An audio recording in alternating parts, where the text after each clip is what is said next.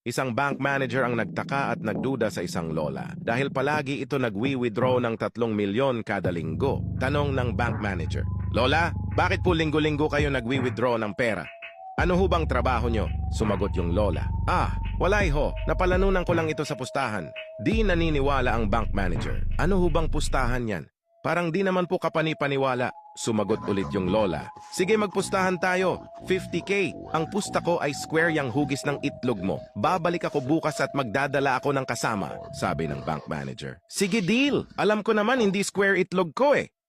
"Malalaman natin bukas," sagot ng matanda. Kinabukasan bumalik ang lola at may dalang kasama. Hinubad na ng bank manager ang kanyang pantalon. At hindi hugis square ang itlog nito kaya binigyan ng lola ng 50K ang manager. Sabi ng bank manager, "Paano ho kayo nagkakapera dun talo naman kayo?"